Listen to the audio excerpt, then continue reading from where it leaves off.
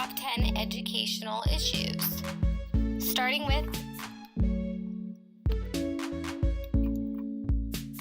number 10, school safety. How do we keep our students safe? Number 9, classroom sizes. Number 8, district and school spending. Number 7, teaching techniques. How do we make learning more fun for our students? Number 6, teacher support and training. Number 5, classroom technology advancements and training.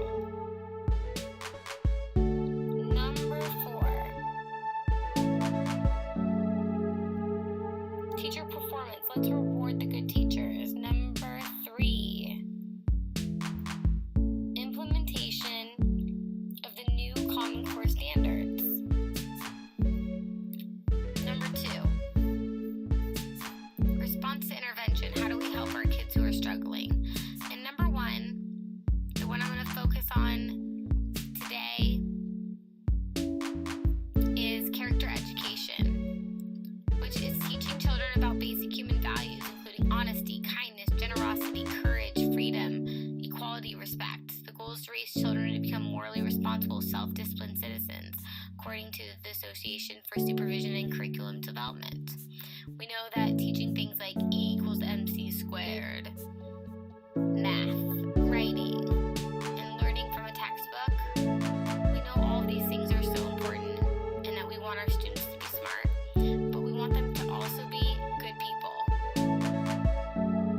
And if they're not learning these things at home with their families, then where are they learning them?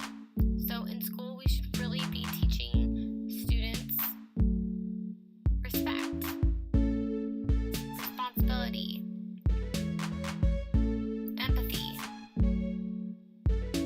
love, and honesty. Let me give you some background on character education. Since the 1920s, we've been teaching character education. It was primarily revolved around religious values and beliefs. So what happened was that in the mid-1950s is that people started to really question why we were teaching religious beliefs in the classroom, and that wasn't our job, so we stopped doing it.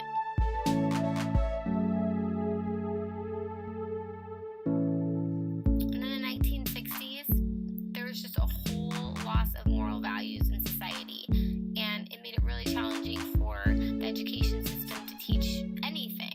And there was a lot of behavioral issues in school, and people were just going against what was going on.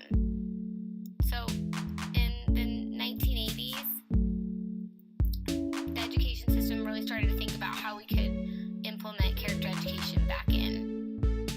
And then today, and since for the last 20, 30 years, we've realized that we can implement character education without making it religious. And in 2003, there was a lot of federal funding, but we have great programs. There's just so much pressure for teachers to have students that perform academically that makes it challenging to implement character education.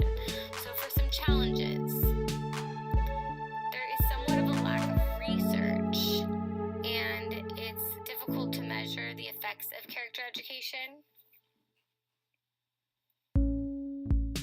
So it can be hard to receive funding for it if there's not a lot of research. And there's a fear that character values vary amongst people, and there's not a very clear definition of how to teach it. So according to Howard, 2004, teachers are overwhelmed and already stressed in the classroom. How are they going to find time to teach character education? Here are some risks. There's a risk of spending money on a program with little research on the benefits. And there's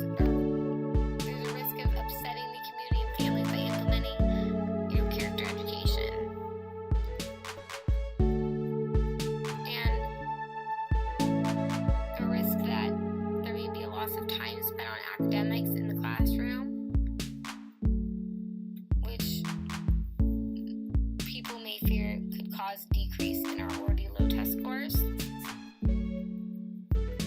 But the important part that we're going to focus on is the benefits of character education.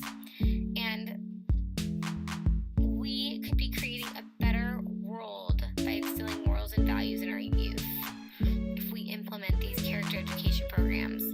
And we know that if we create a positive and safe classroom and school environment, there's definitely going to be more learning going on. And we want a world that has good people in it, and we can stop moral decline. There are a few drawbacks, such as implementing a program that may be costly. There's lack of available trainings for it, so teachers might not know exactly how to teach character education.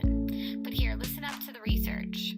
According to Berkowitz and Baer, good character education is good education. Recent findings show that effective character education supports and enhances the academic goals of schools.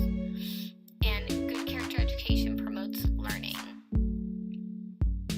And some research that was done, Tools for Getting Along, TFGA, they found that the study authors reported that students who received TFGA, which is a character education program, had statistically significantly greater use of rational problem-solving styles than students who did not receive it. And according to Howard and Wilson, found that character education in elementary school has an impact on academic performance in students through the middle school years. And students who participate had a higher grade point average than in academic achievement scores than those who did not.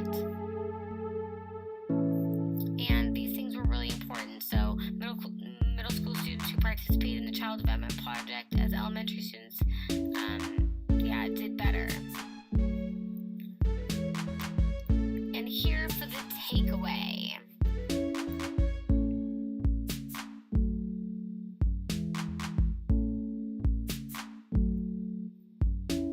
Nakona says smart does not mean good. We can create and help students be intelligent and smart and know everything, but doesn't mean they're going to be good people, and that's what's important. And success is not determined by character, and success is determined by character, not knowledge. And let's really work to create students who are good people. I think that's what's important, and that's the moral of this, is that our students we can really focus on them being smart, but how smart if they don't have morals and values? They're not going to get very far in life. Thank you. I hope you enjoyed.